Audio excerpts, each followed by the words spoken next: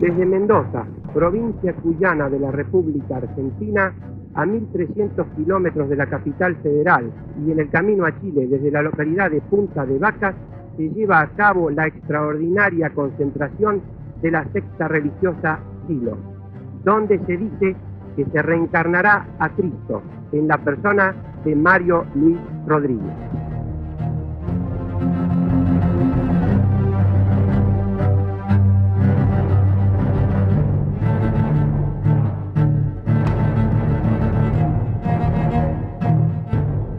No es la espiritualidad de la superstición, no es la espiritualidad de la intolerancia, no es la espiritualidad del dogma, no es la espiritualidad de la violencia religiosa, es la espiritualidad que ha despertado de su profundo sueño para nutrir nuevamente a los seres humanos en sus mejores aspiraciones.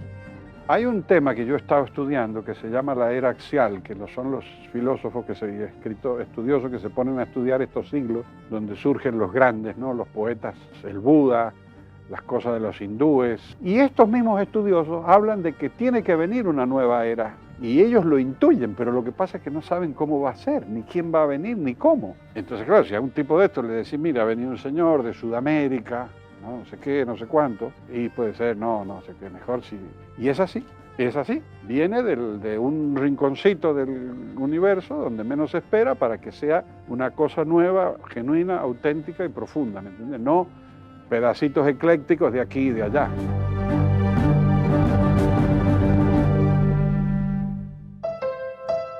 Mario Luis Rodríguez Cobos nació el 6 de enero de 1938, en Godoy Cruz, provincia de Mendoza.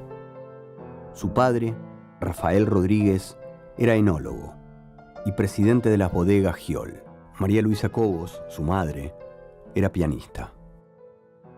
¿Cómo fue su infancia? Normal. ¿Triste? No, afortunada. Durante su infancia, Mario no pronunciaba palabra alguna. Un día, a los 4 años, su voz se desató. Empieza a interesarse en todo tipo de deportes y la contemplación de la naturaleza. A los 8 años se convierte en el primer niño en escalar el Cerro El Plata.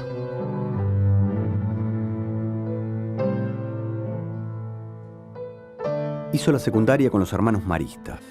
Su elevado carisma y una temprana habilidad para movilizar personas lo llevaron a presidir la Acción Católica de la Juventud.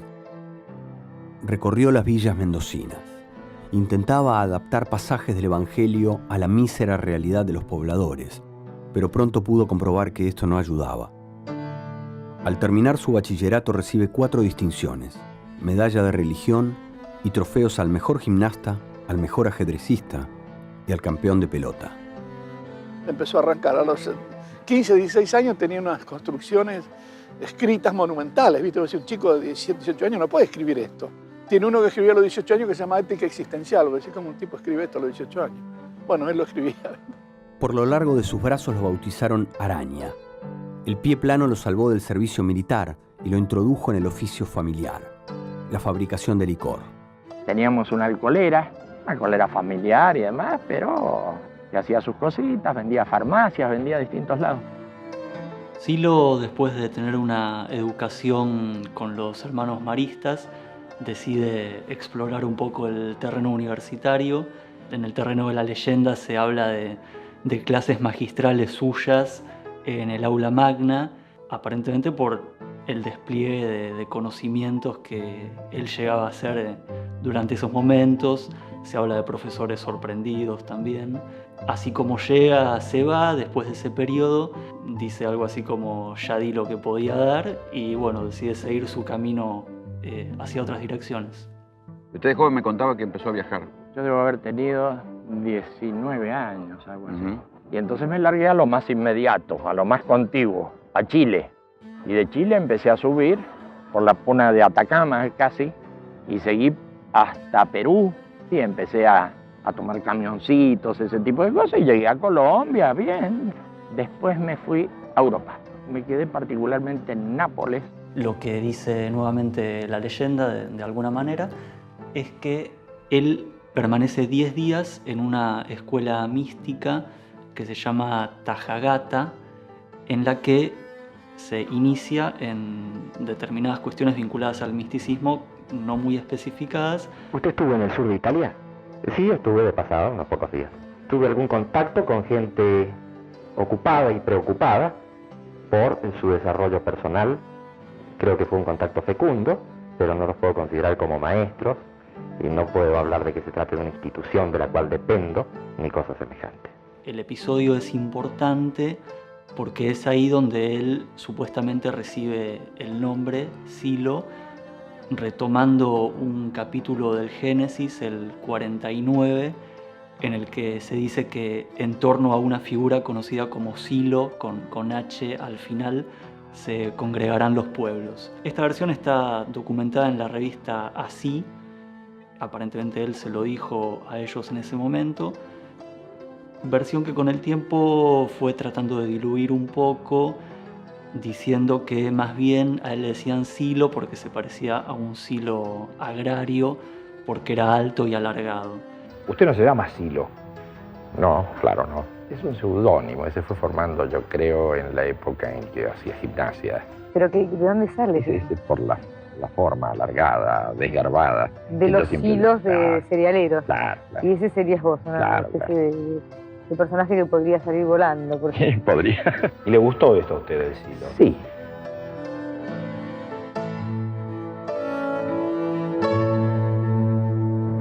Por primera vez en la historia, una generación de algún modo aparece y se manifiesta. De distintas maneras, pero siempre con una especie de cosa de rebelión. Había un no acuerdo con el mundo que habían pintado. Una década en donde la juventud explotó de pronto en distintas partes del mundo. En ese momento no podemos hablar de siloísmo, ni siquiera tenía nombre de movimiento. Se llamaba La Cosa. En 1962, Silo empieza a formar grupos de estudio en Mendoza. Eran grupos que estudiaban qué pasaba con uno, qué pasaba con el medio inmediato, qué pasaba con la situación mundial. Nos abocábamos a eso, pero cuando hablo de grupos, hablo de, qué sé yo, de 7 personas que se reúnen en un garaje. Era lo que hacíamos. Él empieza en un país periférico, e incluso en una ciudad periférica, porque no es en la capital de Argentina.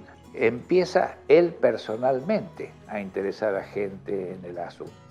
Uno advertía inmediatamente que estaba frente a alguien distinto, distinto en su modo, en su estilo incluso, en su estilo personal. Luego eso se empezó a organizar y tener un poquito de estructuración, de organización. Y surgió Cronos. ¿Cuáles son los objetivos de su prédica? La pacificación, la no violencia, el amor, la paz y la explicación de las posibilidades del despertar. Los objetivos que planteó Silo fueron siempre los mismos y se mantuvieron hasta hoy, que es la transformación simultánea del individuo y de la sociedad. Esos conceptos en los 60 eran un tanto abstractos. Los conceptos de simultaneidad, los conceptos incluso de fracaso. Digamos, salir de las ilusiones provisorias, de los sentidos provisorios. Ese es el sentido que el negro da al fracaso. El fracaso de esas ilusiones vanas. ¿Cuál es su máxima aspiración, Silo? La realización interior, pero ¿de quién? Suya, por supuesto, pero esto ya es tan usada esta frase que ya ha perdido todo sentido, ¿no es cierto? A mayor trabajo interno, mayor exigencia a el trabajo en el mundo. O sea, que lo nuestro vaya hacia el mundo, que lo nuestro siempre termine en otros. Era persona a persona la comunicación con la gente. Se trabajaba de modo muy vistoso, llamando la atención para que se notara. Uno iba, por ejemplo, iba a difundir, conversaba con la gente, pero uno podía entrar a un bar y hablar con la gente y empezar a explicarle qué era esto, el siloísmo. Y le preguntábamos si estaba conforme con su vida, qué pensaba sobre el sentido de la vida, si había encontrado el sentido de su vida. Bueno, en fin, preguntas que tenían que ver con los temas que nosotros estábamos tratando sobre todo, porque en la primera etapa se hizo mucho hincapié en la transformación del ser humano. Por eso se trataba de simplemente sumar, hacer un evento, miles de personas y al otro día se fueran a su casa, sino que eso tuviera proceso. Y trabajábamos básicamente reuniones, retiros de 1 mes o de 2 meses y retiros de 5, 6, 7 meses. Los retiros que hace Silo por el interior van ganando adeptos y también van ganando repercusión, un poco por lo poco que llegaba a saberse del perfil de esos retiros, que muchas veces incluían exigencias físicas y psíquicas fuertes para quienes participaban de ellos y chocantes para quienes los miraban desde afuera. Y luego viene el retiro largo de Jujuy, ¿cierto? Y ahí se está en total 9 meses. Cuando termina ese retiro hay un ataque. La gente ametralló la casa que se había construido en un gesto así casi de barbarie, ¿no? Y dijeron, bueno, hemos sepultado otro grupo indeseable o alguna cosa así, dijeron. En aquella época ese grupo juvenil comenzó a hacer sus estudios y al poco tiempo ya se encontró confrontando con el poder establecido. Un tema recurrente en la historia nuestra ha sido lo que podríamos decir las acusaciones. De todos se nos ha acusado. ¿Qué haces ahí? ¿Que estás metido? ¿No te metas? ¿Me entiendes? Entonces, eso hoy que es tan débil, como si hubieran tantas opciones interesantes, en aquella época había que contrarrestarlo, ¿no? Y el siloísmo de alguna manera también es una doctrina que derrumba muchas creencias. Entonces eso complica las cosas porque las creencias son algo que están agarradas con cemento armado en la gente. Luego vino la época de Onganía, mucha confrontación, mucha persecución y claro, mucha gente nuestra detenida. La Dirección de Inteligencia de la bonaerense les hace un seguimiento durante 8 años. A raíz de los informes resulta bastante obvio que se les hace un proceso de observación bastante prolongado y eso se filtra a la prensa. Por ejemplo, se dice que no son barbudos quienes participaban de esos retiros, pero que al mismo tiempo estaban en una finca que se parece a la de Boris Karloff. Se juega un poco con lo que se sabía y lo que había que completar desde la ficción. Para los de la izquierda, nosotros éramos como gente de la CIA. Para los de la derecha, imagínate. Había mucha distorsión de lo que se planteaba. No se entendía bien qué es lo que buscábamos y lo que queríamos. Mucha gente adhirió al movimiento. Por supuesto que en aquella época se dijo que eran hippies. Claro, si lo mal visto era el hippismo, eran hippies. El hippismo en realidad nunca participó de nuestras cosas. No lo entendió. En realidad no hemos visto que haya simpatizado mucha gente nunca.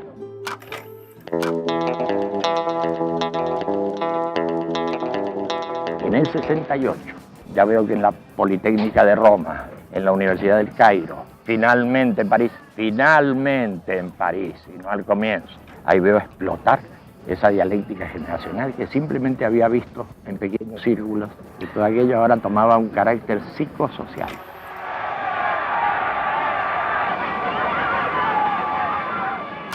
¿De qué vivió usted, Silo? Bueno, he sido gerente de una alcoholera hasta el 1 de enero de este año, cuando me retiré a la montaña en Punta de Vacas.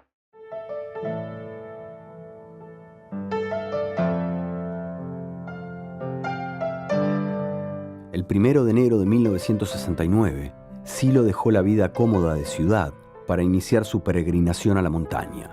Quería meditar sobre el destino de su creación.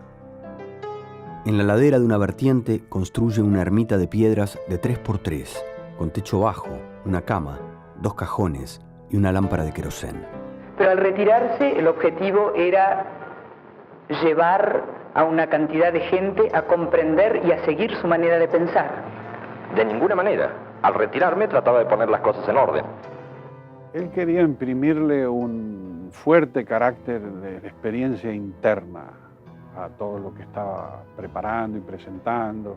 Él necesitaba también un hito biográfico porque él se desarrolla en la ciudad, en la facultad, ¿me entiendes?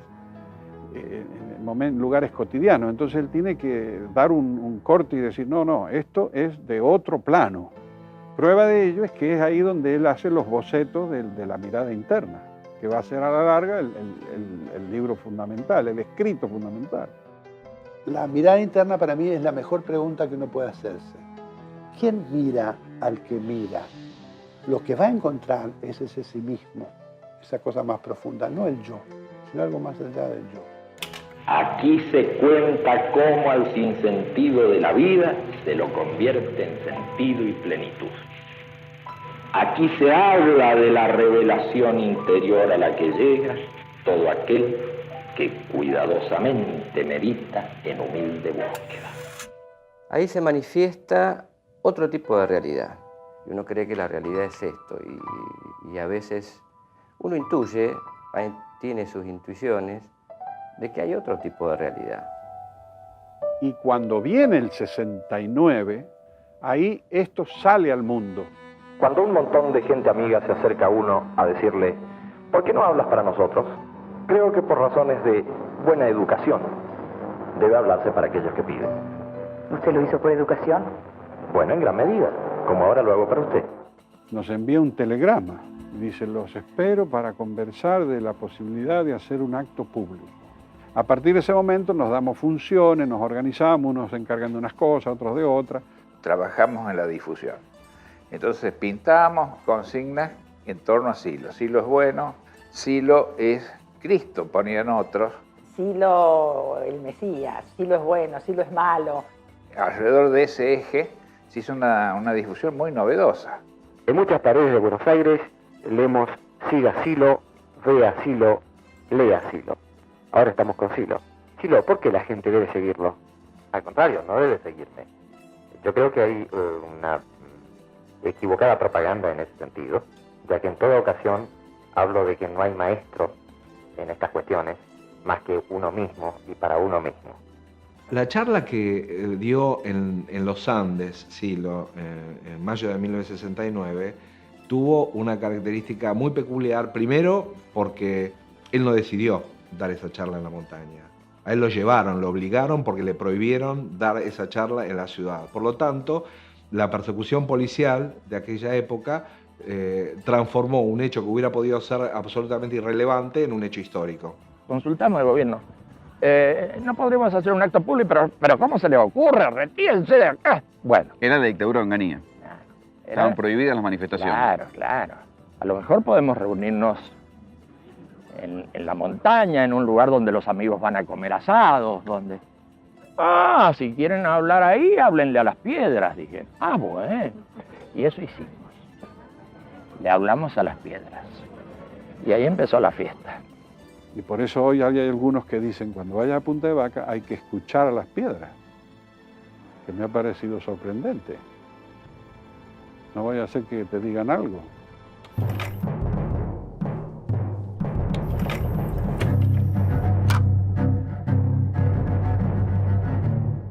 Y has venido a escuchar un hombre de quien se supone se transmite la sabiduría. Has equivocado el camino porque la sabiduría no se transmite por medio de libros ni de arengas. La sabiduría está en el fondo de tu conciencia como el amor, está en el fondo de tu corazón. Si has venido empujado por los calumniadores y los hipócritas a escuchar a este hombre, a fin de que lo que escuchas te sirva luego como argumento en contra de él, has equivocado el camino, porque este hombre no está aquí para pedirte nada, ni para usarte, porque no te necesita. La arenga se llamó la curación del sufrimiento. Silo planteó que el dolor es físico y depende del avance de la ciencia, de la justicia, de la organización social. Y el sufrimiento es mental, y es posible superarlo llevando una vida coherente, sin contradicciones. Ese tipo de sufrimiento, que es un sufrimiento estrictamente de tu mente, retrocede frente a la fe, frente a la alegría de vivir, frente al amor. La arenga también abarcó temas como el sentido de la vida, el deseo y el placer, y la violencia. No creas que hablo de violencia refiriéndome solamente al hecho armado de la guerra, es de violencia física. Hay una violencia económica, hay además una violencia racial, hay una violencia religiosa. Este mundo está por estallar. El discurso del 4 de mayo de 1969 también fue un discurso político. El contenido de ese discurso era esencialmente revolucionario en un sentido claramente político, porque hablaba de cosas que pasaron inmediatamente después, como el Cordobazo. Y eso no aparecía reflejado en la prensa de la época. Hermano mío, cumple con mandatos simples. Lleva la paz en ti y llévala a los demás. Considerado por algunos como el fenómeno religioso, místico o político más insólito de este tiempo. ¿Quién es Silo? Es un mendocino de 31 años que predica la no violencia, y en torno de su pensamiento se han nucleado 80.000 jóvenes de toda América. Los grupos siloístas se están organizando en el movimiento de liberación interior para difundir un nuevo estado de conciencia. Su objetivo inmediato es que los hombres y mujeres tomen conciencia de las limitaciones a las que están sometidos, propagando la doctrina del despertar, de la no violencia y de la hermandad. Hoy recordamos a esa charla que dio en los Andes como el sermón de la montaña, tiene una intención claramente peyorativa, ¿no? Porque se quería en ese momento instalar la imagen del gurú loco, ¿no? No de un tipo que tenía ideas acerca de la transformación humana diferentes de las que predominaban en aquel momento. La prensa era muy agresiva, muy torpe y muy absurda. ¿Por qué permitió que se lo presentara a la sociedad argentina como el Mesías? Yo creo que se ha intentado perjudicarnos con esa imagen. Publicitariamente hablando, no parece que fuera una imagen muy positiva.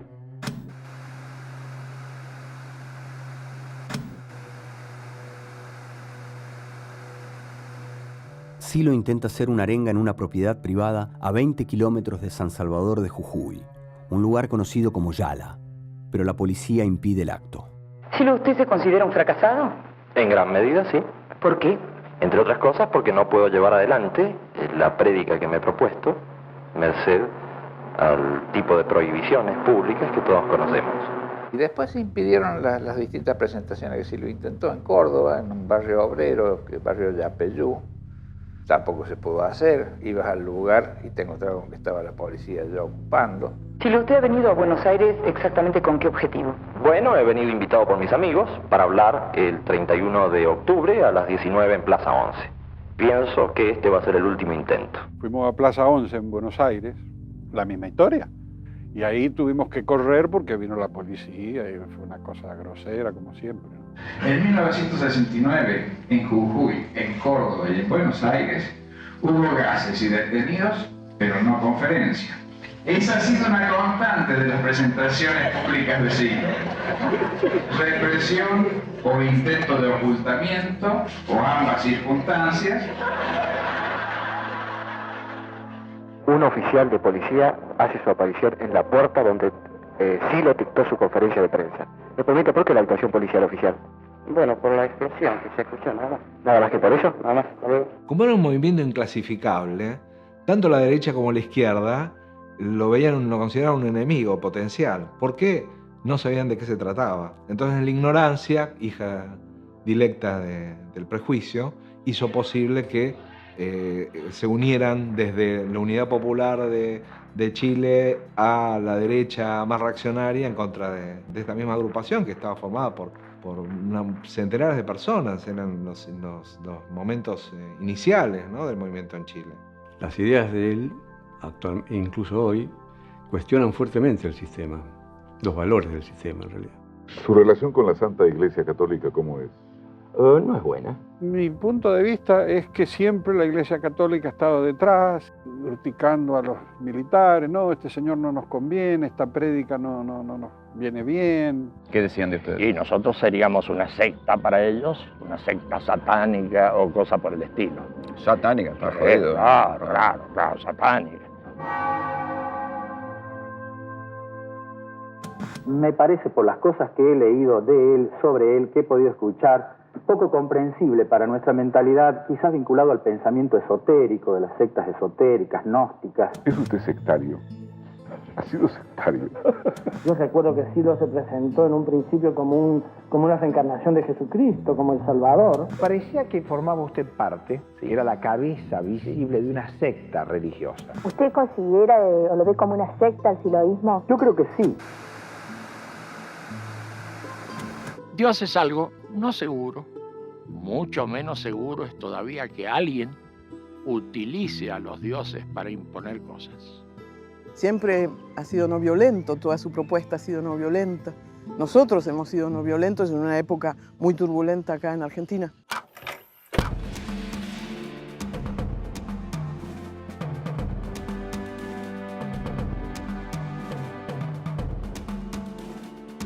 y yo recuerdo un primer movimiento político que este hombre formó en la década del 70, creo que se llamaba Poder Joven. Sí, sí. Queda raro hablar de Poder Joven a esta edad, ¿no? Pero podemos decir que nosotros somos la línea fundadora del Poder Joven. Cuando se hablaba de revolución, se hablaba de un concepto más amplio de revolución. De una revolución interna, social, cultural, psíquica. Es decir, la revolución triple. La revolución política, cultural y psicológica. En 1971 hicimos un partido, Cronos, y que fue rechazado por la justicia electoral. Que en algún momento se habló de que atentábamos contra el ser nacional, ser con mayúscula. El ser nacional, y nosotros mirábamos. Bueno, eso se lo dijeron a todo el mundo. Claro, nosotros buscábamos cuál era el ser nacional. Era un problema para nosotros poder saber en qué estábamos.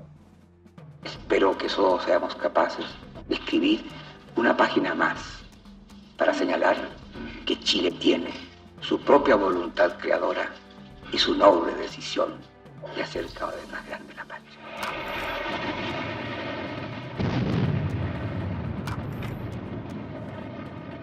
En Chile, por ejemplo, hicieron sus verdaderos campos de concentración y metieron gente nuestra en Pisagua, en el norte de Chile. A mí me metieron preso 17 veces. ¿Iba preso por qué? Y por desorden público. Ajá. Bueno, a principios de los 70 la organización entra más allá de las persecuciones que se venían haciendo o de los seguimientos que se venían haciendo, entra ya en una lista negra de lo que es el tercer peronismo, en particular la mirada de López Rega, que los indica como una organización prohibida. Cuando López Rega tenía en sus manos prácticamente la suma del poder, en una reunión con 500 amigos, en la Casa Suiza fuimos 500 detenidos, lo cual es un escándalo. ¿En qué cabeza puede caber que en medio de una conferencia aparezcan unos tíos llenos de ametralladoras y metan a 500 presos por estar en la conferencia? Así que la cosa es complicada, como lo ven ellos, o como lo vieron ellos. En esas épocas, a ver qué época era, 1975, ametrallaron a 2 de los nuestros en plena vía pública, en la calle, a la luz del día, un joven de 25 años que en ese momento rendía su última materia de Derecho, y otro más de 27, pues así, simplemente, pues fueron barridos. Así que cárceles, persecuciones. Es una larga historia de persecución, pero fea.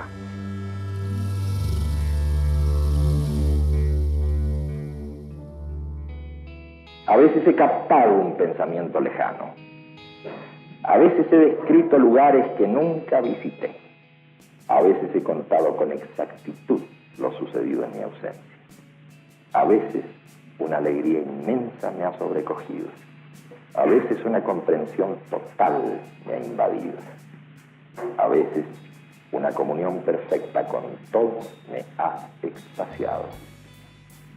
A veces he roto mis ensueños y he visto la realidad de un modo nuevo. A veces he reconocido como visto nuevamente algo que veía por primera vez. Ya nos habíamos metido en las montañas, habíamos ido a la selva, entonces ahora buscamos un lugar llano, plano, el centro del país, en Córdoba, donde instalamos un centro de trabajo. En una casa, en un lugar muy particular, llamado Sal si puedes, se hizo un retiro que también hizo de algún modo historia. Allí por primera vez se habló de lo que eran las disciplinas y los oficios. Y eso terminó al final, después de los trabajos, terminó también mal.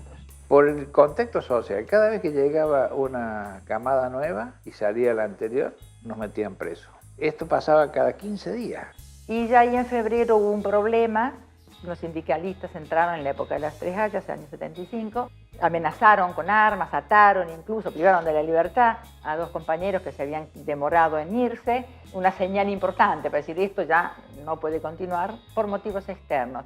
El negro dijo, bueno, comienza la etapa de normalizar la vigilia. Ya no quedaba mucho lugar a dónde ir. Podíamos haber ido al sur, al Polo Sur. Y nos fuimos de acá y caímos en el mar Egeo.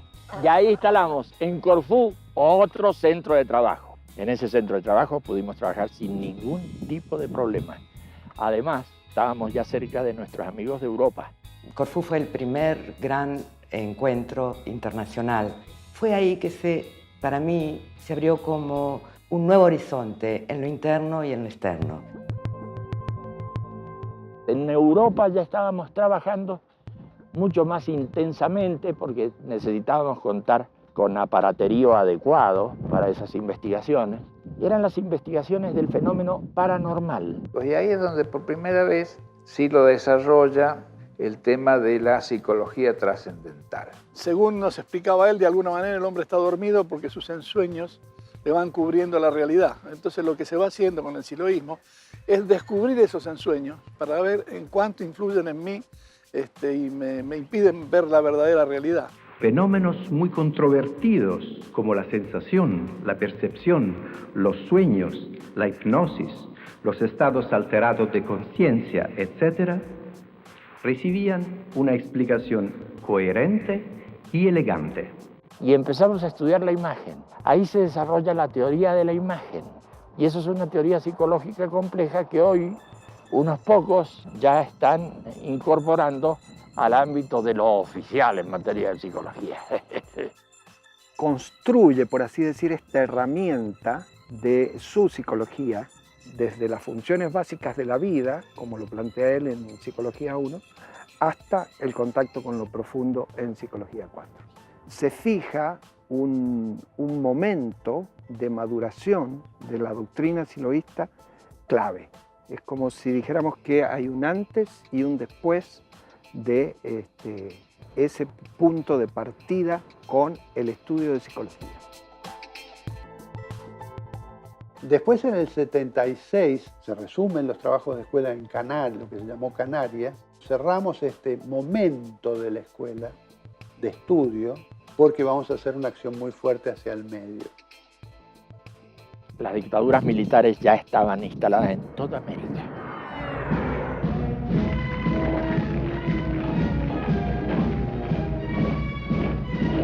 Desafortunadamente fue montado este pensamiento en la dispersión de la gente que tuvo que irse a otros países. Yo creo que la dictadura nuevamente nos ayudó mucho, en el sentido de que mucha gente tuvo que irse. Y en Europa, a diferencia de otros exiliados, esta gente empezó a conectar y a difundir sus ideas con la gente del lugar. Algunas calles de algunas ciudades tenían una inscripción que era Silo. Así es. Silo. Así es. Pintadas. Sí, sí, sí. Llego a Francia, Silo, una inscripción. Este es el Silo argentino, no puede ser Silo argentino. En Londres, ¿qué hace Silo acá? Esta inscripción la ha hecho algún argentino que pasó acá. Llego a Italia, Roma, para hacerla breve. Una gran inscripción, Silo.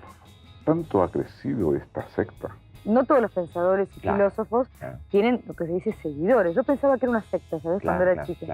Yo creo que tanto yo como mis amigos lo tomábamos como una especie de nombre de batalla. Sabíamos que molestaba bastante. Hubo un gran trabajo de formación de gente. Teníamos nuestros primeros cuadros, que tampoco eran numerosos. Y en ese momento el movimiento ya se había expandido. Surge la necesidad de crear una expresión social y cultural que plasmara en una organización el planteo del siloísmo. Para la década de los años 70, comienza a articularse la organización de la Comunidad para el Desarrollo Humano. Se trata de una agrupación social y cultural que con el correr de los años sería reconocida por Naciones Unidas. Es a partir de la Comunidad para el Desarrollo Humano, ese organismo cuyo logo podía verse como un triángulo inscrito en un círculo, que empieza a desarrollarse un numeroso conjunto de clubes culturales, organizaciones sociales barriales y agrupaciones de base.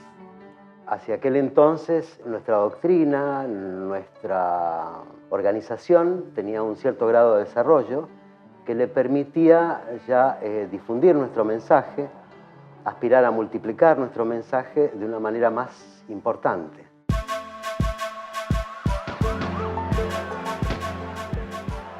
Ya se advertía, por lo menos para nosotros, se advertía muy claramente los indicadores de una desestructuración creciente. Se iban disgregando valores, referencias, antiguos valores y referencias que hasta ese momento eran indiscutidos. A partir de ese momento se veía claramente cómo todo ese armado se iba resquebrajando. Surge la necesidad de dar a nuestro mensaje otro alcance, un alcance todavía más mundial, más internacional. Empezamos a movernos con ese asunto de la misión del 80. Toda una gira por Europa, por Estados Unidos, por el Asia, por Latinoamérica.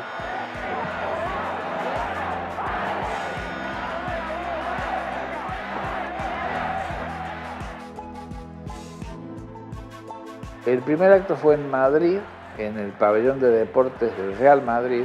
Ahora con todos nosotros, Silo.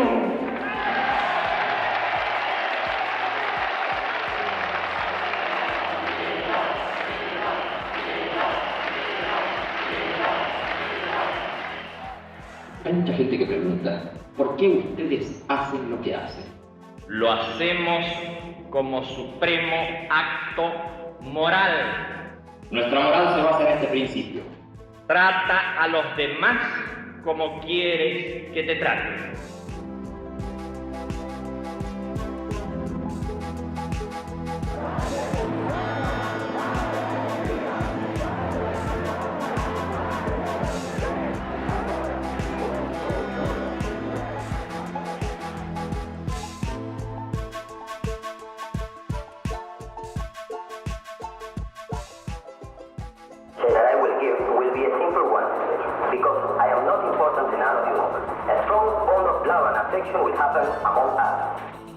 Éramos un pequeño equipo de personas que trabajamos durante unos 8 o 10 meses, utilizando todos los recursos posibles de difusión y con un objetivo que para nosotros parecía inalcanzable: reunir 10.000 personas para escuchar a Silo, para el habla Silo. Y bueno, llegó el 1 de noviembre, que era el acto, y había un ciclón ese día, fuera de estación en Bombay, y con vientos huracanados, alerta meteorológico. Luego, durante el día, empezó a amainar el viento y a la tarde empezaron a llegar las personas, los invitados, los convocados.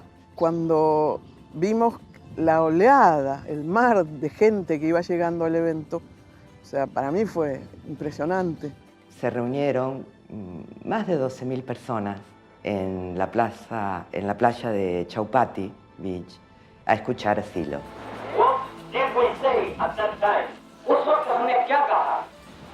Dijimos, sin fe interna, sin fe en uno mismo, el temor produce sufrimiento, el sufrimiento produce violencia, la violencia produce destrucción. Overcome destruction. Fue impactante, impactante. El trato de la gente hacia él, reconocerlo guía y maestro. Es muy extraño que una persona de una civilización aparentemente tan diferente tenga esa capacidad de llegada o haya tenido esa capacidad de llegada con el pueblo de India. Desde el comienzo mismo es como si se hubiesen conocido desde siempre y se reconocen uno en el otro y así ha seguido, sea con la presencia física de Silo o sin la presencia física de Silo. Hermoso, en todo sentido. ¿Usted es un hombre de fortuna? Nunca he estado mal. ¿Casó con mujer de fortuna? Además. Además, esto le facilitó tener oportunidades de desplegar su pensamiento, de tener una cierta tranquilidad. Lo ayudó para su educación y autoeducación. Sin duda. Silo expandía su mensaje por el mundo, pero Mario Rodríguez también tenía una vida privada. Mientras estallaba el fenómeno Silo, Mario se casó con la mendocina Luisa Cremaschi, su novia desde hacía 10 años, primera figura en el Ballet de Santiago de Chile, que había heredado de su familia varios campos vitivinícolas. Mario fue padre a los 41 años. Sus hijos, Alejandro y Federico, crecieron con el consejo de hacer de sus vidas lo que quisieran y desarrollarse lo más posible. En 1986, la familia abandonó la agricultura. Compraron departamentos y una playa de estacionamiento. Una economía media alta, sin apremios ni lujos. Y desde las tranquilas calles de Chacras de Coria, este pensador perseguido y desconocido se preparaba para un inesperado reconocimiento. Antes del esfuerzo de la perestroika ya estábamos en contacto con algunos académicos soviéticos de la época que constituían en parte el campo de la disidencia. Y Gorbachov encarnó eso en gran medida. Mikhail Gorbachov escribió el libro Humanismo y Nuevo Pensamiento, donde comparaba sus ideas con las de Silo. La relación entre Silo y Gorbachov se puede calificar de amistosa, de mucho respeto mutuo. Quisiera que me contaras, antes de terminar nuestra reunión, sobre tu viaje próximo ahora a Rusia. Ocurre que me han invitado de la Academia de Ciencias de Moscú a dar una conferencia acerca de mi pensamiento, de mi punto de vista. Yo les dije, feliz de la vida, pero sin mucha exigencia, porque el tema es difícil y yo vengo del campo.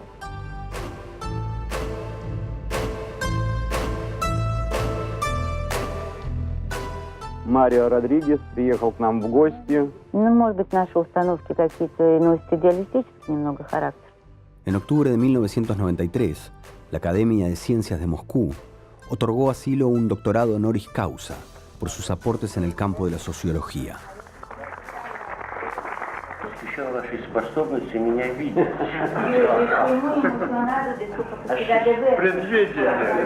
Mucha gente dirá que es humanista, porque la palabra humanismo puede resultar decorativa. ¿Te interesó o resulta un poquito pesada? Gracias, señor. Hay que acostumbrarse. Tuvieron un doctorado honoris causa. Y no solo eso, sino que hay gente que tiene ganas de plantear la posibilidad de que seas un premio Nobel de la Paz. Nosotros aspiramos a una nación humana universal, posible únicamente si existe la diversidad. El influjo político de Silo también llegó a África. El presidente de Zambia, Kenneth Kaunda, se declaraba humanista pero no permitía la celebración de elecciones libres. Al poco tiempo de reunirse con Silo, se abrió al juego democrático. Luego mantuvo un fluido contacto con la causa. ¿Qué diría usted que es más importante, la libertad o la igualdad? La libertad, sin duda. ¿Y la moral? Porque en cuanto a la igualdad tengo mis serias dudas. Yo creo en la confluencia, en la convergencia de las diversidades. ¿Cuál es el límite de la libertad? La libertad del otro. En 1983, Silo creó una estructura con delegados de grupo y de equipo, coordinadores locales y generales. El sistema se mantuvo por 26 años y, como sucedía en los años 60, amigos y familiares temían por la salud mental de los nuevos incorporados. Se amontonan las acusaciones. Si yo les digo que se llama Mario Rodríguez Cobo, seguramente la mayoría de ustedes no lo conoce. Si yo les digo que se llama Silo, ahí algunos puede ser que lo empiecen a recordar. Es un hombre de bajo perfil, pero que tiene 1 millón de seguidores en todo el mundo. Es de Mendoza. Silo. El comportamiento del líder, la forma de manejo de ese grupo de manera verticalista. Hay cientos de denuncias, tenés foros. Y es raro, es difícil imaginar que haya cientos de personas queriendo denunciar algo que no existe. Bien, en los 90 lo que se ve es la aparición de algunos testimonios, la mayoría anónimos, unos pocos con nombre, en los cuales ex militantes del movimiento lo denuncian por tener un perfil sectario. Entonces se fue también construyendo la imagen de Silo como un líder sectario, cosa que él creo que en algún punto lo preocupó, pero nunca fue el eje de sus apariciones en los medios, el hecho de tratar de desmentir eso. ¿Por qué entonces les quedó tanto esa cosa de que que fueron una secta, que... Yo creo que por los medios de difusión. Bueno, ya cobramos de vuelta. Me parece. Porque efectivamente no hay juicios y condenas en su contra, no hay... Y cuando los medios de difusión no se lanzaron frontalmente en contra nuestro, manipularon la información de tal manera que quedaba una atmósfera sospechosa. Yo recomendaría la lectura de mis materiales, no por publicidad, por supuesto, sino para poder discutir. Ya no agreden físicamente, pero tienen su gente. Prohíben nuestros libros, no quieren que se lean nuestros libros. Y que no se sepa. Es una consigna, como si tuvieran una consigna. Que no se sepa. Y eso explica. Y si se sabe, que se sepa deformado. Que se sepa deformado, exactamente. Nosotros somos una voz que habla en el desierto. Es la gente la que llega a nosotros. Él habla mucho de espiritualidad y es una persona que lo que ha buscado siempre es el poder. Él ve como una especie de conspiración del mundo contra él. Hacemos algunas cosas que empiezan a sonarle a esa gente a manipulación. Cuidado con ese tema, porque la manipulación, que es lo que ocurre en el sistema, no puede ser trabajada por nosotros. También había un fenómeno real que tenía que ver con que era un tipo que tenía su magnetismo y generaba su atracción, y había gente que quería estar cerca del líder y no necesariamente pasaba por una cooptación forzada, sino por un deseo de estar cerca de un tipo que atraía masivamente a muchas personas. Contento con el cariño y el fervor que Sí, le da toda la gente mucho, que viene a saludar. mucho, demasiado, porque uno no sabe qué hacer, dónde meter la mano.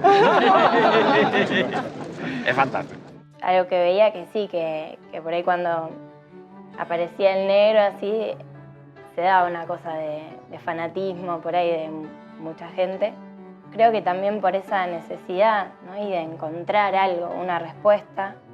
Es un ser humano que brindó esa posibilidad y estaba en un contexto también, creo yo, y que tuvo esa profundidad y esa certeza para compartirlo con otros. Y tenemos una calidad humana mucho más elevada de lo que pensábamos.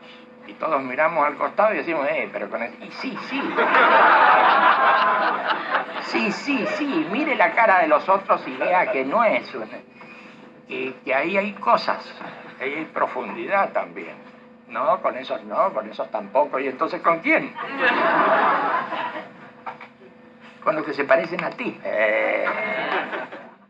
Te diré cuál es el sentido de tu vida aquí.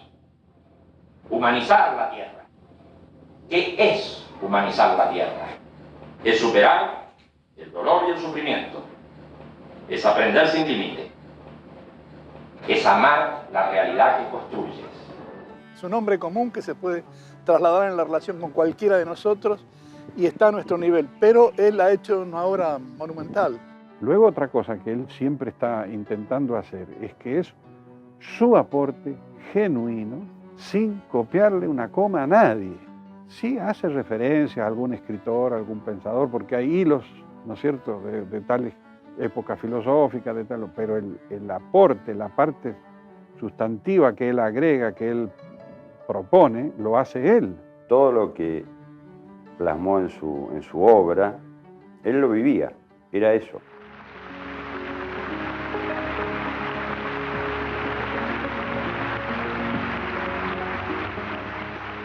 No es solamente una doctrina intelectual en donde uno entiende por qué lee, sino que es una forma de vivir y de hacer, en donde uno no solamente lee eso, sino que va aplicándolo a sí mismo y van comprendiendo una nueva forma de vivir.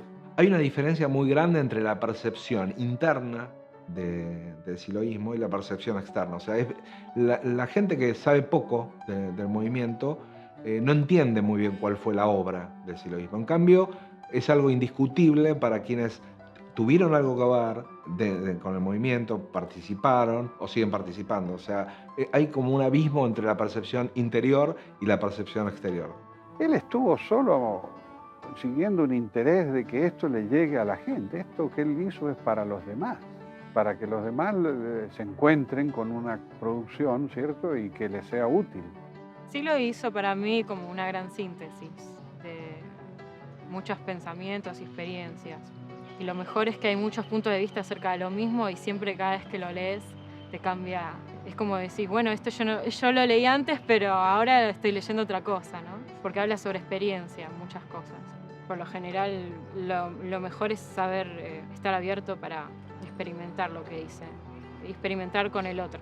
Usted contó una fórmula muy fácil para definir. Sí. Yo soy escritor, y es cierto, mostrar el libro es eso. Sí, claro. Pero bueno, pero también hay que ver qué escribe uno. Yo no tengo ningún miedo en decir que mis escritos son ideológicos.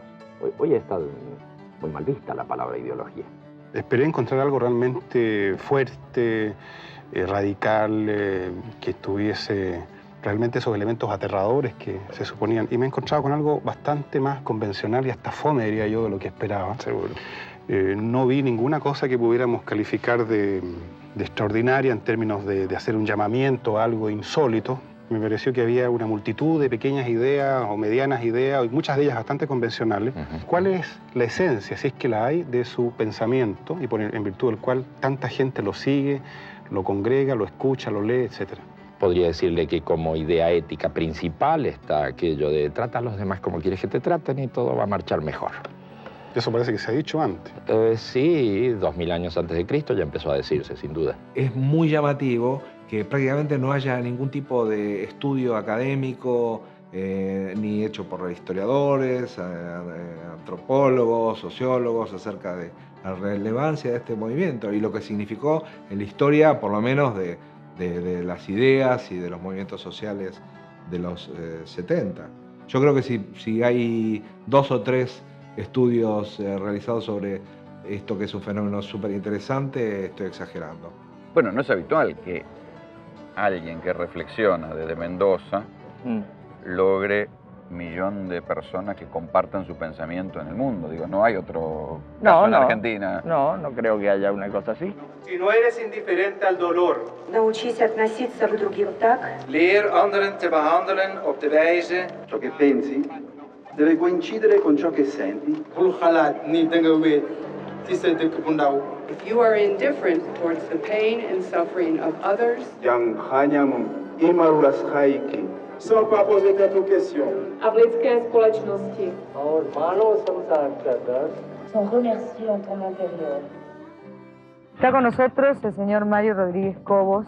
Un hombre sin lugar a dudas polémico y que no nos deja en claro muchas cosas. ¿Le molesta o lo gratifica o no lo quiere, a lo mejor por usted mismo, porque le parece demasiado que le digan que es el fundador del movimiento humanista, como se conoce? No, para nada, me parece... ¿Esto es correcto también? Es correcto.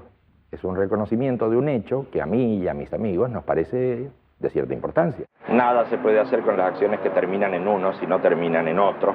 El humanismo tiene muchas formas de expresión. Los partidos políticos humanistas es una.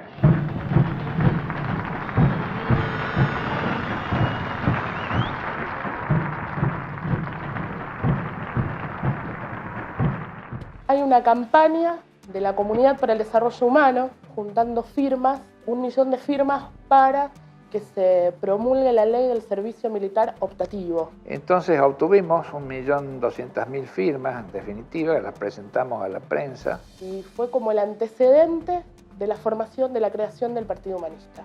Recién ingresábamos a la democracia y sentían como que justo cuando se había logrado la democracia, habíamos superado de golpe, salíamos con un partido diciendo la democracia empieza ahora. Con lo cual queríamos llamar la atención de que democracia no eran solamente las elecciones, sino la actividad del pueblo organizado para conseguir objetivos.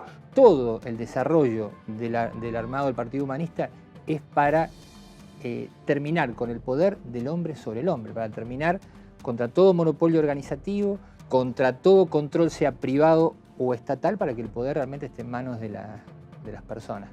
Es una propuesta coherente, porque seguimos siendo como movimiento antisistema y utilizamos el partido.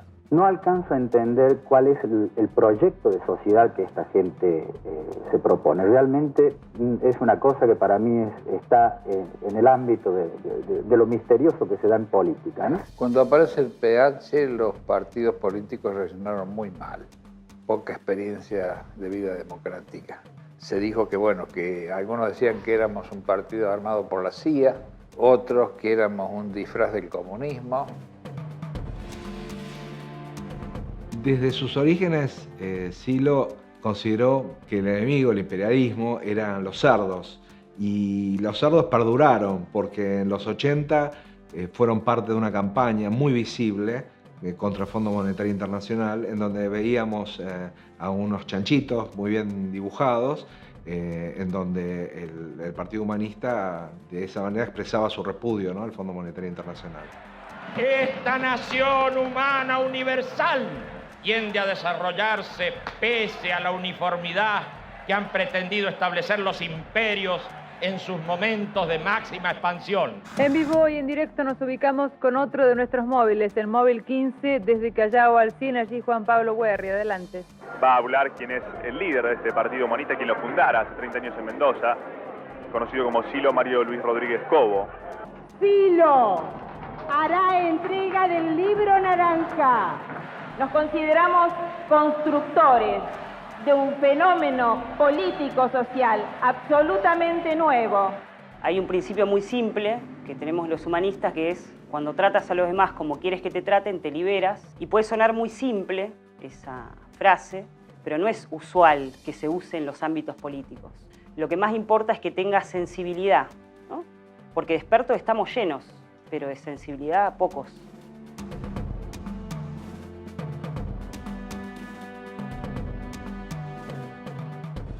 ¿Usted tiene aspiraciones políticas por lo que veo en su discurso? No tengo aspiraciones, pero sí preocupación. Silo no percibió nunca ningún tipo de referencia política hacia el medio. ¿Usted quiere ser presidente de la Nación? No, de ninguna manera. ¿Diputado, senador? Ni desde lejos político. Yo voy a ser candidato si no soy político. Pero lo que sí me pareció bien es que la gente se expresara políticamente.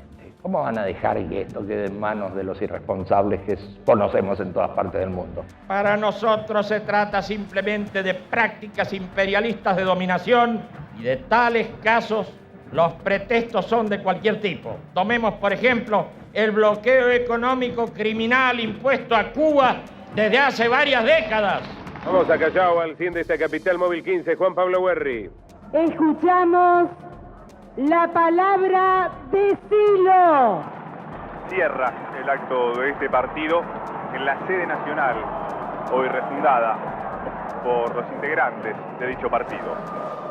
Se ha perdido la primera virtud del ser humano, la compasión con el otro ser humano.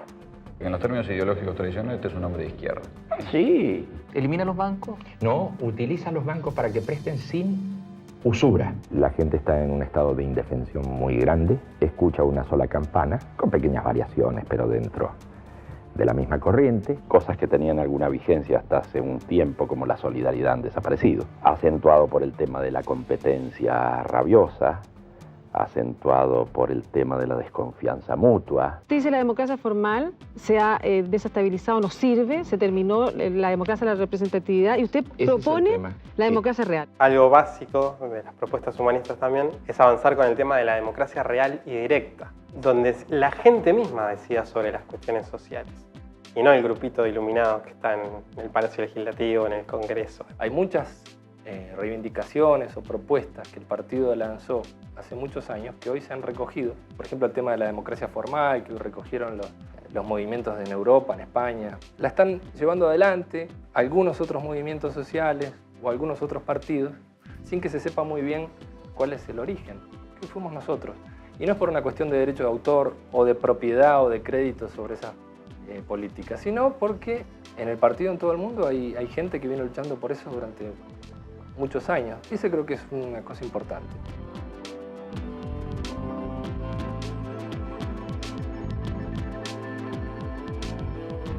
Han pasado los años, han pasado casi 30 años, y Silo sigue reuniendo gente alrededor de él, sigue siendo un líder y se ha transformado casi en un mito.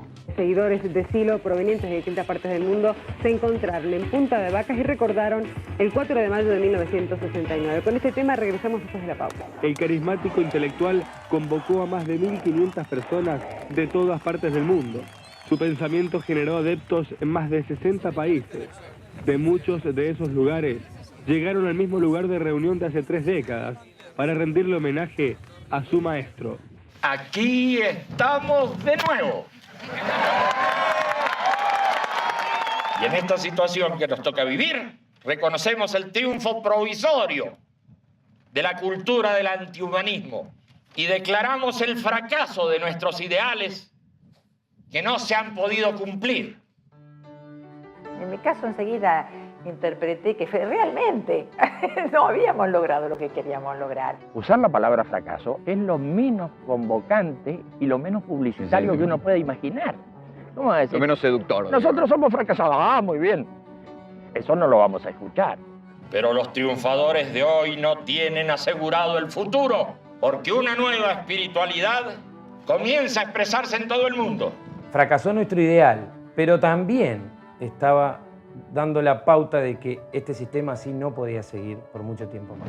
Si hoy tenemos que declarar nuestro fracaso, también tenemos que anunciar a una nueva civilización que está naciendo, la primera civilización planetaria de la historia humana.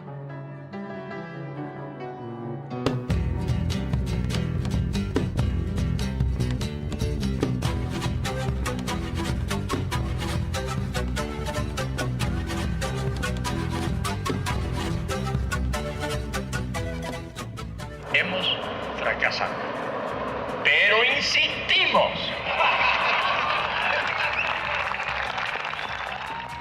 Hemos fracasado, pero insistimos. Y bueno, ahí abre el futuro de vuelta, pero en general no creo que lo haya cerrado antes, sino que era un momento de proceso.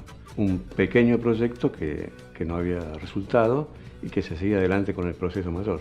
Fracasamos el objetivo, pero el resultado no es lo más importante. Lo que es importante es lo que hacemos. Ahora lo vamos a hacer realmente si lo sentimos. Hemos fracasado y seguiremos fracasando. Una y mil veces. Porque montamos en alas de un pájaro llamado intento, que vuela sobre las frustraciones, las debilidades y las pequeñeces.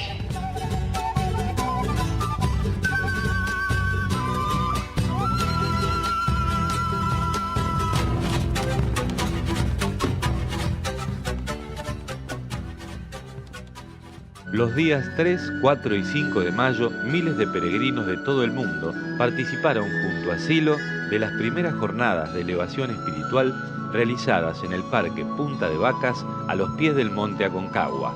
Durante estas jornadas se realizaron encuentros, peregrinaciones, ceremonias de elevación espiritual y Silo habló a los asistentes. Hemos peregrinado a este paraje desolado buscando la fuerza que alimente nuestra vida, buscando alegría en el hacer y buscando la paz mental necesaria para progresar en este mundo alterado y violento. Y así fuimos pasando de lugar en lugar, saltando como pulgas de lugar en lugar, porque no había otra. Y se empezaron con construcciones más estables, a las cuales hemos llamado parques, salas, salitas. Poco a poco se fueron erigiendo en distintos puntos esas construcciones más definitivas.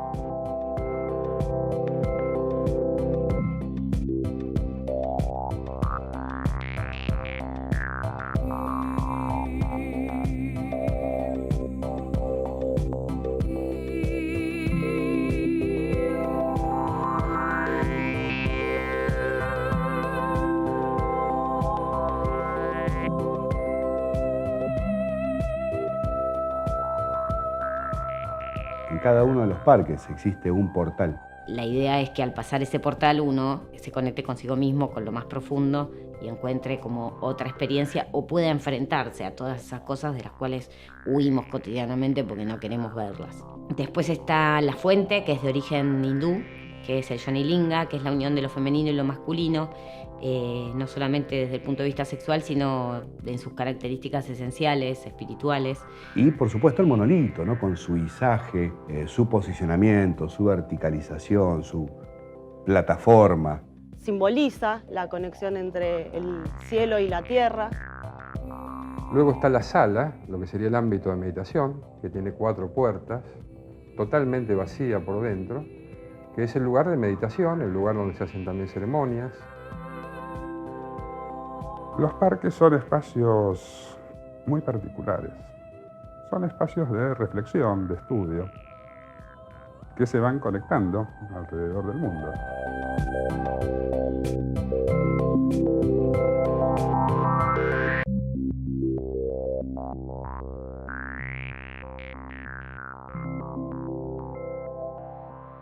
Los parques del movimiento humanista son una buena oportunidad y un buen lugar para saber qué es del movimiento y qué es del siloísmo hoy. En un rincón puede haber una ceremonia de casamiento, en otro puede haber una ceremonia de pedidos, de deseos que tienen que ver con lo personal, con lo laboral, etc. Y bueno, evidentemente un lugar en donde la gente va a reafirmar su fe en el movimiento, a pasar un buen momento y también a organizarse de acuerdo a los próximos pasos a dar en lo que es el siloísmo y en lo que es el movimiento humanista.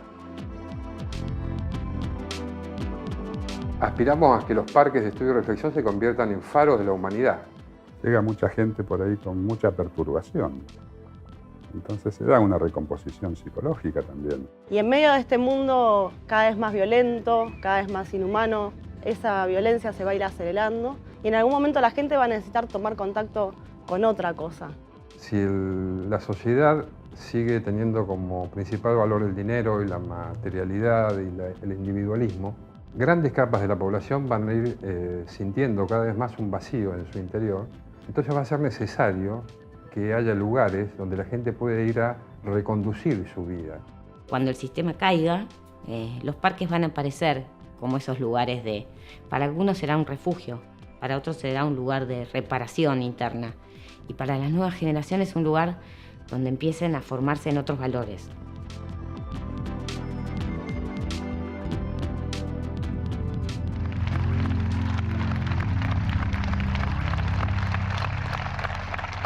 Es la fe en nuestro destino.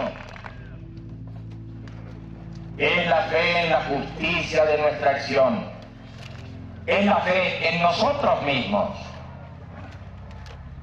Es la fe en el ser humano, la fuerza que anima nuestro vuelo. Porque no es el fin de la historia, ni el fin de las ideas, ni el fin del hombre. Porque no es tampoco el triunfo definitivo de la maldad y la manipulación. Por eso es que podemos intentar siempre cambiar las cosas y cambiarnos a nosotros mismos.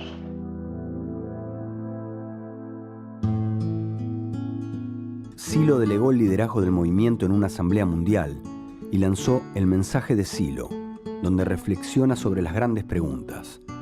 ¿Quién soy? ¿A dónde voy? Desde mi punto de vista personal, poner en marcha este mensaje es en realidad retribuir a la gente, retribuirle todas las cosas buenas que la gente me ha dado, que la gente me ha hecho llegar. El mensaje surge en un momento de cerrazón del futuro, en un momento de desesperanza, de violencia, y él lanza este mensaje que es místico, fundamentalmente místico. Porque según decía, en los momentos más cruciales de la humanidad, el ser humano empieza a dejar de lado ciertas cosas, ciertos valores, ciertas creencias que se caen y empieza a mirarse a sí mismo hacia adentro. El mensaje surge en ese contexto. A mi forma de ver, lo que el mensaje de Silo expresa es algo evolutivo. Me parece que Silo trata de decirnos que hay que evolucionar y que lo que estuvo haciendo a lo largo de toda su vida fue tratar de transmitir, viendo la diversidad de las personas y de las culturas, encontrar la forma que le encaje a todos para ir hacia la misma dirección, esto de evolucionar. Me parece que Silo lo que vino a decir en su mensaje es que es hora de encontrar ese fuego también para evolucionar, pero interno. Silo es un hombre de mucha actividad social, de mucha comunicación, de mucho escrito, ¿viste? Pero su pilar, su esencia es, como yo lo podríamos decir a lo Shakespeare, tener o no tener experiencias internas. No tiene experiencia interna, no se entiende un pito. No puedes comunicar con facilidad el mensaje, porque el mensaje es, sobre todo, experiencia. Pero ¿cómo explicas una experiencia que el otro no ha tenido? Las experiencias, sobre todo las experiencias que nos interesan tanto, que son las experiencias de cambio. Ese tipo de experiencias que se dan como en otro espacio. Esas que todos hemos tenido y que no solemos tener en cuenta, que nos olvidamos de ellas, son experiencias muy reveladoras en las que nosotros profundizamos. El buen conocimiento lleva a la reconciliación. El buen conocimiento lleva también a descifrar lo sagrado en la profundidad de la conciencia. Consideramos al ser humano como máximo valor por encima del dinero, del Estado, de la religión, de los modelos y de los sistemas sociales. Impulsamos la libertad de pensamiento. Propiciamos la igualdad de derechos y la igualdad de oportunidades para todos los seres humanos. Reclamamos para nosotros el derecho a proclamar nuestra espiritualidad y creencia en la inmortalidad y lo sagrado. ¿Y entonces quién soy?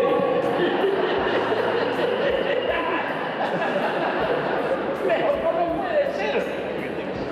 Yo soy, claro, como una piedra, como algo fijo. No. Eso me enseña muchas cosas, me crea problemas, es cierto, pero también me enseña muchas cosas. Él a alguien le dijo en algún momento dado, dice, no he dejado pasar un día de mi vida sin hacer trabajo interno. Y uno cree que lo tenía servido por su manera de ser. No, él desde chico empieza. Un mensaje muy breve, muy pequeñito, con un librito muy chiquito también, que habla del camino, que habla de, qué sé yo, la vida cotidiana. Ese es el librito que nosotros pasamos y le decimos a la gente, medite este librito, fíjese si en este librito están las cosas que a usted le resuenan como cosas importantes en su vida. Es raro para la gente, digamos, ¿no? Se juntan en un local, es como bastante divertido como lo plantean. Pero sí planteando el tema de si es una religión, si no es una religión, eso es religioso como algo peyorativo, digamos, ¿no? El negro lo definió el mensaje como, el mensaje es una especie de espiritualidad que no sabemos qué es. Perfecto, entonces ya tenemos problema para todos lados porque generalmente se trata de encasillar. Bueno, esto es un libro, esto es un no sé qué, y esto es algo vaporoso que resuena en el corazón, digamos. El mensaje como propuesta, ¿no? Sería para mí como una búsqueda, ¿no? Hacia lo interno y hacia las posibilidades del ser humano que son muchísimas y que recién creo que estamos tomando contacto con eso, recién. Es bueno para vos y es bueno para la humanidad y estás aportando al mundo. Eso es lo importante. Para mí, ¿no? Después, si es una religión, si es una secta, no importa un carajo. Que digan lo que digan y está bien. Nosotros somos muy ceremoniales. ¿Tienen rituales? No sé si exactamente rituales, pero ceremonias. Ceremonias como en la vida civil. En la vida civil hay ceremonias para todo. Ceremonias laicas. Pero la gente no lo reconoce. La gente no reconoce que se casa por ceremonias, que iza la bandera con una ceremonia. Es mi complemento. Yo soy su complemento. Y juntos vamos a lograr pasar a la otra dimensión. Hacemos ceremonias de bienestar. Por ejemplo, cuénteme. Para que la gente se sienta bien. Pedimos para aquellos que se sientan mal, para que se sientan bien. Entonces uno empieza a revisar. Eso me suena pastor evangelista, ¿eh? Sí, bueno. Un pedido. ¿A quién le hacemos nosotros pedidos? ¿A un Dios? No. Un pedido para nosotros es un mecanismo. Es algo que existe desde muy antiguo en la cabeza humana. Mi mente está inquieta. Mi corazón sobresaltado. Mi corazón sobresaltado. Mi cuerpo tenso.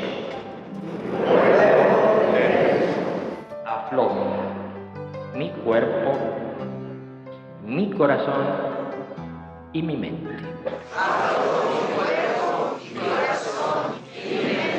Concentremos la mente en lo que necesitamos que se cumpla realmente.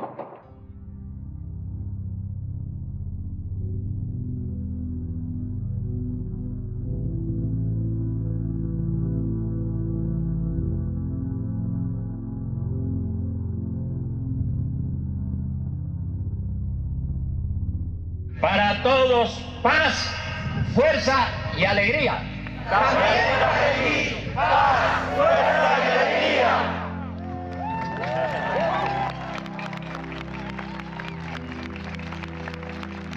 Estamos listos. Todo dependerá de que la gente lo tome en sus manos, si lo ponga en marcha o no lo tome en sus manos, y estará bien. Una comunidad del mensaje de Silo es un grupo de personas que se reúnen semanalmente para hacer alguna de las ceremonias que están en el libro del mensaje de Silo. Siempre tratando de intercambiar desde la experiencia, porque la experiencia siempre es válida. Las teorías uno discute, siempre puede justificar cualquier cosa. Si no hay una cierta atmósfera entre la gente, y eso tampoco se puede reglamentar, tiene que haber buena atmósfera. Entonces algunos hacen una experiencia linda, otros regular, y otros dicen, ¿y para qué he venido acá? 30 kilómetros. Bueno. Es de libre interpretación, es de libre organización, y los seres humanos no estamos muy acostumbrados a la libertad. Es difícil ser libre, es muy, muy complicado. Aspiramos que nuestra vida no sea una cosa chata, movida por lo inmediato, por lo que vemos, sino que tenga una dimensión espiritual. Para mí es una posibilidad de tomar contacto con otros espacios y de compartir con otros eso también. Y eso es liberador. Y creo que eso es lo que la gente está buscando cada vez más. Está buscando afecto y sentido. ¿Qué sentido tiene la vida? ¿Qué sentido tiene estar acá, en este mundo, en este plano? ¿Qué pasa después de morirnos? ¿Qué pasa con la muerte? Así que para mí el mensaje es eso y no podría hacerlo sola. Yo siento que es en conjunto. Siento que es con otros amigos, con otros hermanos de camino, que codo a codo vamos sintiendo esa necesidad de profundizar. Es como un... y así, ¿no? Así que eso para mí es el mensaje.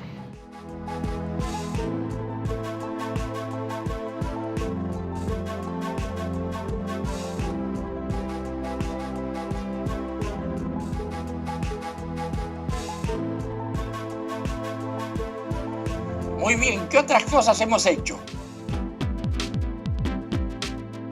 En los años 70, Silo abrió lo que denominó la escuela, desarrollando las 4 disciplinas, 4 vías de acceso a lo profundo. La experiencia tuvo que interrumpirse por el clima social y político de la región. En el 2002, Silo empieza a formar un pequeño grupo de maestros en las disciplinas, desarrollando herramientas para llegar a la profundidad de la conciencia, llegar a eso que uno intuye o experimenta, el mundo interior del ser humano. En 2008 las puertas de la escuela se abren y se organizan camadas de iniciados, y se pone en marcha un método revolucionario. No hay maestros ni discípulos, todos avanzan en conjunto mediante el intercambio y la paridad. Simultáneamente con los trabajos de la escuela, empieza a proyectarse una marcha mundial por la paz y la no violencia. ¿Cómo vamos a hacer una marcha mundial? En el año 2006 se hizo una campaña mundial por el desarme. Hicimos un videíto pequeño de 30 segundos. Nos faltaron los bien pensantes que dijeron, ¿y por qué se hace eso si está fuera de moda? Al otro día explotó el lío con Corea. Luego está la iniciativa del 2009, que es la Marcha Mundial por la Paz y la No Violencia. Bueno, pero ¿para qué vamos a hablar de eso si no podemos hacer nada? ¿No podemos hacer nada? Sí podemos hacer, porque vamos creando conciencia, que era uno de los objetivos de esta marcha.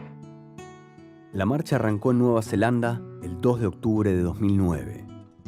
El recorrido incluyó más de 60 países y cubrió una distancia de 100.000 kilómetros. Durante la realización de la Marcha Mundial, Silo fue invitado para brindar una conferencia ante los Premios Nobel de la Paz en Berlín. I would like to welcome Mr. Mario Luis Rodríguez Cobos, Mr. Silo. Una marcha recorre el mundo. Es la marcha por la paz y la no violencia. Lo urgente es crear conciencia de la paz. Desde luego aspiramos a que esta nueva sensibilidad pueda instalarse y conmover las estructuras sociales, abriendo el camino para la futura nación humana universal.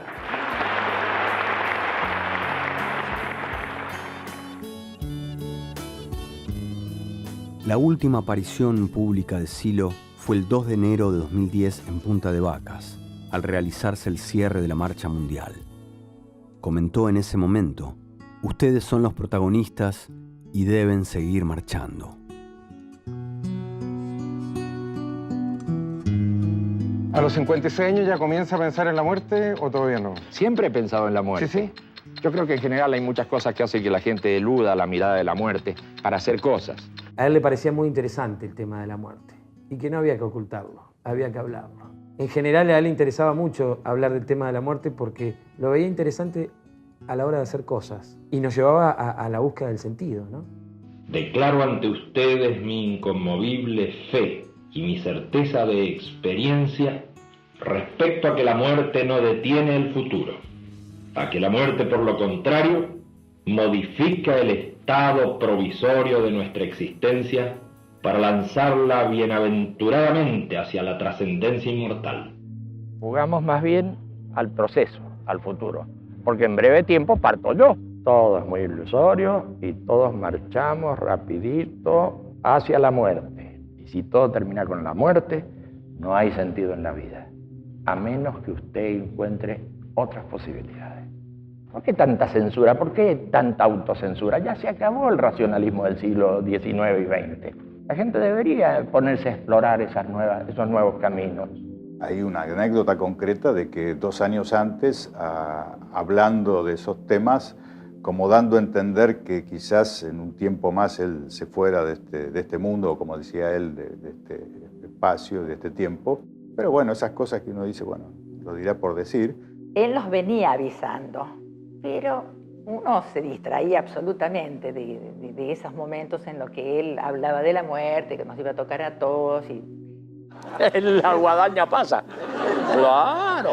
Se veía su cuerpo deteriorándose por el problema de salud que tenía, pero la misma cabeza lúcida que había orientado a nuestro movimiento durante 4 décadas era exactamente la misma. No había nada mermado, digamos, en su capacidad, en su sabiduría, en su visión del mundo, en su modo, digamos, de llevar el proceso de orientación. Por eso quizás nos produjo tanto shock su partida, porque por un lado la veíamos venir, pero por otro lado decíamos, no puede ser que una persona que está tan lúcida esté a punto de partir de este mundo, ¿no? Yo quisiera, amigos, transmitir la certeza de la inmortalidad. Pero ¿cómo podría lo mortal generar algo inmortal? Tal vez deberíamos preguntarnos sobre ¿cómo es posible que lo inmortal genere la ilusión de la mortalidad? ¿Cómo sigue esta película? ¿Es que usted termina para siempre? ¿O es que algo continúa en usted? Usted quisiera tener respuestas sobre eso antes de partir, porque partir es seguro que va a partir.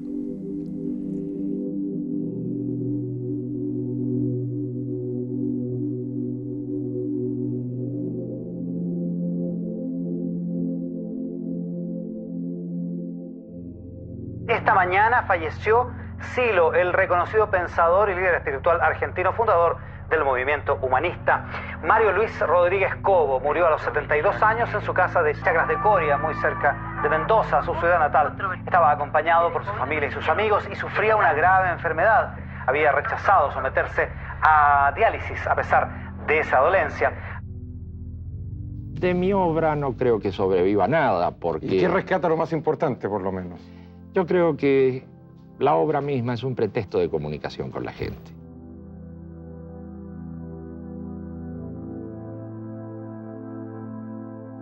Me acordé del himno de la alegría y me acordé de todo lo que Silo ha hablado, ha escrito sobre el tema de la muerte. Y yo definiría al 16 de septiembre, si tuvieras la posibilidad, lo definiría como el Día Mundial de la Inmortalidad. Claramente tenía certeza de que continuábamos. Yo he ido ya un par de veces, que te parecerá un poco supersticioso, a un café que lo solíamos encontrar, y resulta que te quedas ahí esperando y efectivamente no viene, ni vendrá. Se va el negro de este mundo, se genera su ausencia, porque el negro, el amigo, el de carne y hueso, el mendocino, no está más. Empieza a nacer aquella cosa que se puede definir como una imagen, si se quiere, de un guía. Ya empieza a sentirse como una imagen mitológica. Nace Silo. Es extraordinario. Señores, muy agradecido.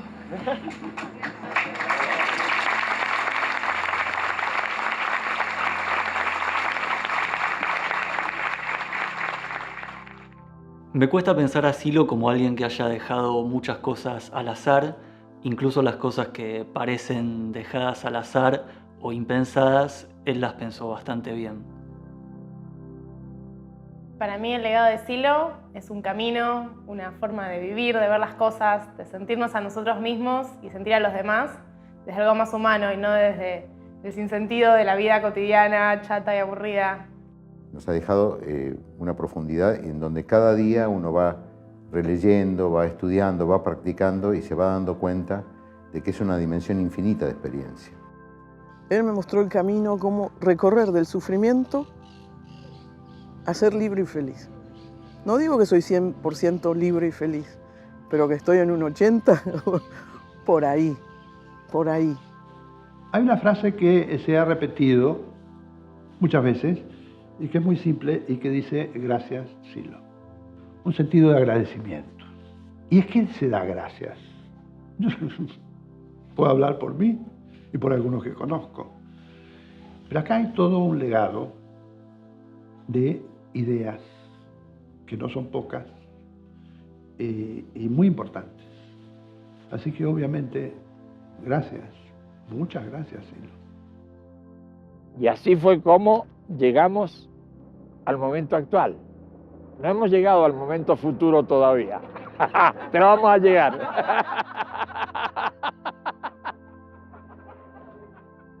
¿Qué es Silo? ¿Quién es Silo? Claro.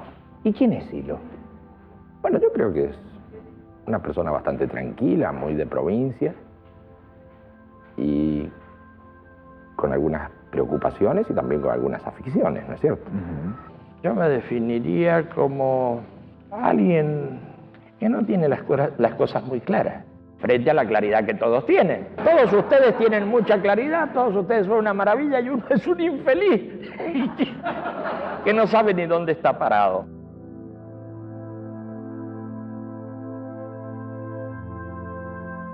Para mí fue un amigo, un guía espiritual, un trabajador incansable.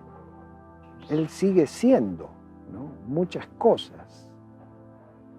Muy querido, por cierto.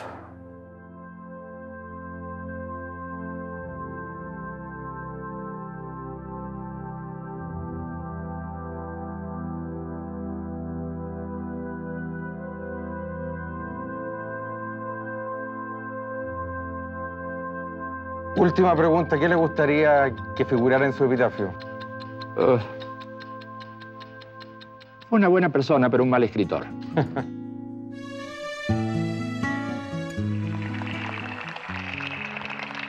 Estamos al fin de un periodo histórico oscuro y ya nada será igual que antes. Parece que todo se cayera. Se caen instituciones, se caen formas políticas. Seguramente está muy bien que se caiga, pero en las personas no, está surgiendo un nuevo sentido, una cosa muy importante. Están aspirando a otro tipo de mundo. Vamos bastante bien y nada de apocalipsis. Eso no es así.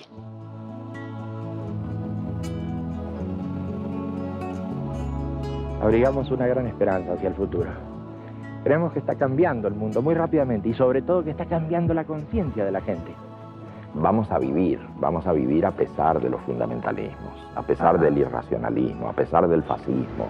Por primera vez estamos en condiciones de cambiar el ritmo de los acontecimientos.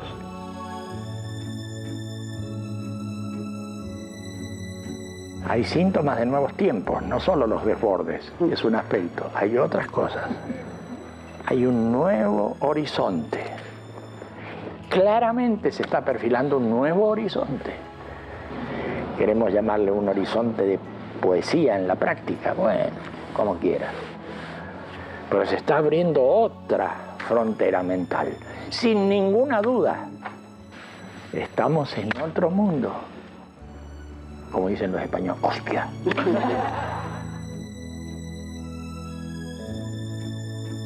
Yo quisiera compartir con todos esta certeza profunda que dice: lo sagrado está en nosotros.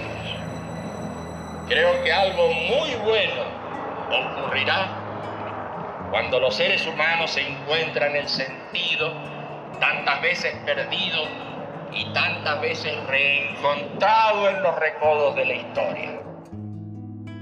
Para todos, paz, fuerza y alegría. También para ti, paz, fuerza y alegría.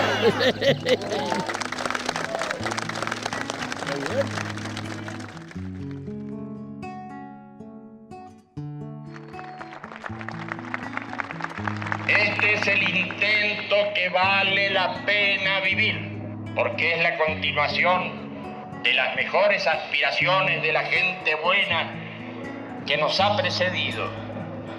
Es el intento que vale la pena vivir, porque es el antecedente de las futuras generaciones que transformará al mundo.